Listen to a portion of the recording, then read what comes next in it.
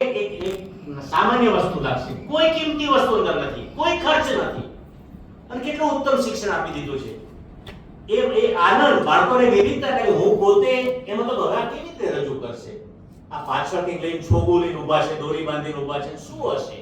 હું આ વિચારતો હતો, જુદા જુદા એના માટે વિકલ્પો વિચારે કરતા આમ કરશે, આમ કરશે, આમ હશે કે ના, પણ જુદું જ નીકળ્યું કંઈક.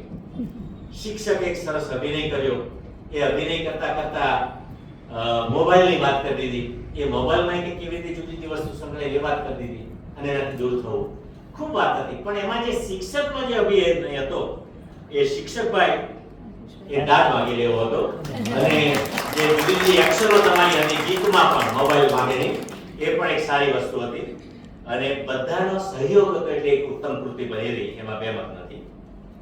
મોબાઈલથી દૂર રહેવાની વાત બાળકોને ખૂબ સરસ કરી દીધી કહેવાય, અને એક શિક્ષણ જ આપી દીધું, અને છતાંય આનંદ બાળકોને કે આવું હોય, આમ થાય. એમાં 2-5 વાક્યો આપણે ઉમેરી દઈ શકીએ કે ઉમેરો હોય તો, કે મોબાઈલ ક્યારે વાપરવો, એનો સારો ઉપયોગ પણ થાય છે, એ સારો ઉપયોગ થાય તો કેવી રીતે કરી શકીએ, એ વાત પણ આપણે ઉમેરી શકીએ. એટલે આ એક તમે ઉદાહરણ આપ્યું છે, પણ ઉદાહરણને વિસ્તૃત કરી શકીએ આપણે.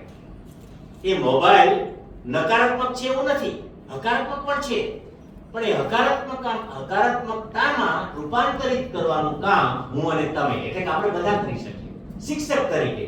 પછી એ વાલીને જાગૃત કરીને, સમાજને ઇન્વોલ્વ કરીને, આવી સંસ્થાઓને ઇન્વોલ્વ કરીને, અને પછી વિદ્યાર્થીઓને અંદર રસમય શિક્ષણ આપીને આપણે કરી શકીએ, એ પણ કરી શકીએ. અને ઉત્તમ શિક્ષણ થઈ ગયું કહેવાય. અને એ શિક્ષણમાં તમે ટેકનોલોજીનો સમાવેશ કરી શકો, એની અંદર તમે વિજ્ઞાનને સાંકળી લઈ શકો, અને એના જ માધ્યમથી રાષ્ટ્રીય ભાવના પણ વિકસાવી શકાય કે કઈ રીતે રાષ્ટ્રને હાનિકારક આ મોબાઈલ ઇન્સ્ટ્રુમેન્ટ છે, અને છતાં એ મોબાઈલ ઇન્સ્ટ્રુમેન્ટ રાષ્ટ્રીય ભાવના વિકસાવવામાં ક્યાં ઉપયોગી છે એ પણ કહી શકાય. કેટલી ઉત્તમ વાત થઈ. એટલે એ પણ એક સરસ વાત રહી. અને બેન દીપિકાબેને દાદ માંગી લેવું નેતૃત્વ આપ્યું હતું. આનંદદાયી પ્રવૃત્તિઓ, વિવિધતા પર્યાવરણના વિચારો અંદર આપ્યા છે.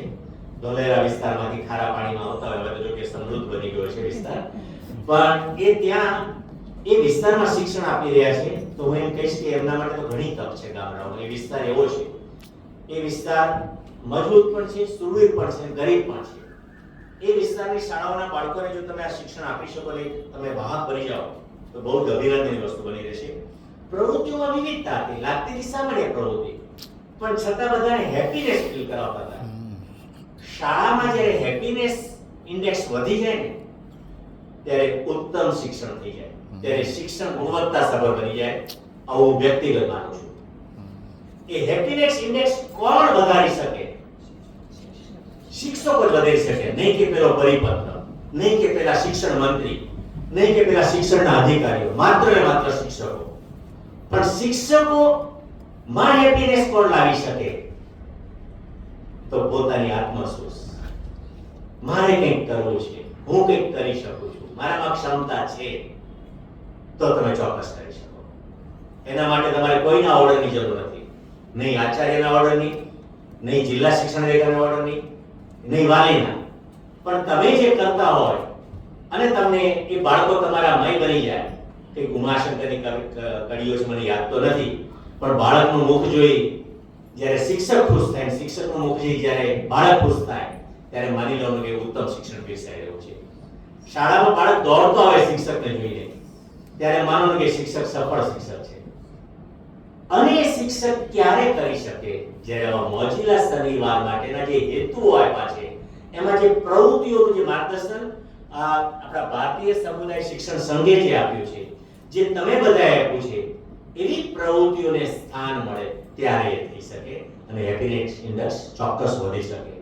અને હું તો એનાથી આગળ વાત કરું છું કે આ હેપીનેસ ઇન્ડેક્સ વધારવો હોય તો એ વધારશો ત્યારે રાષ્ટ્રની તરફ કોઈ ઊંચી આંખ કરીને કોઈ જોઈ નહીં શકે, અને એવા નાગરિકો ઊભા થઈ શકે. અને નાગરિકો ઊભા કરવાનું કામ મારે ને તમારે કરવાનું છે. આ હેતુ છે. છેલ્લે જ્યારે ડોક્ટર નિષાદ સર આવ્યા, મને એમ થયું કે શું કરશે કદાચ, પણ એમનો જે પ્રારંભિક તબક્કો જે એમણે યાદ કર્યો એ બહુ મહત્વની વસ્તુ. કેટલું બધું આત્મિકતાથી વખતે જોડાયેલા હશે, ભલે આજે પ્રાધ્યાપક છે પણ છતાંય રજૂ કર્યું. આ ગીત ડોક્ટર યશપાલજી જ્યારે પાલિતાણા આવ્યા ત્યારે પણ એ રજૂઆત થઈ હતી. અને આવા આ ગીતોમાં તો આખા રાજ્યના શિક્ષકોએ નૃત્ય કરેલા છે. અને જ્યારે શિક્ષક નૃત્ય કરે, હાવભાવ સાથે રજૂ કરે, ત્યારે એક ઉત્તમ શિક્ષણ બની જાય છે. અને એ વાત આજે તમે બધાએ પ્રાપ્ત કરી છે. તમે બધે પ્રાપ્ત કરવા કરતા હું એમ કહું છું કે એકબીજે વહેંચી છે, વિનિમય કર્યો છે. કોઈક વિચાર નિશાદ સરમાં છે, કોઈક વિચાર દીકરીમાં છે, કોઈક વિચાર બહેનમાં છે, કોઈક વિચાર ભાઈમાં છે. આ તમામનો સમન્વય કર્યો છે. અને સમન્વય કરવાનું કામ ભારતીય સમુદાય શિક્ષણ સંઘે કર્યું છે. એક નાની વાત, ખૂબ ઉત્તમ કામ કર્યું છે. રાષ્ટ્રને જ્યારે આવી સંસ્થાઓ મળે છે ને, ત્યારે રાષ્ટ્ર વિકાસ કરી શકે છે. સરકારે કદાચ કરોડો રૂપિયા સરકાર ખર્ચી રહી છે,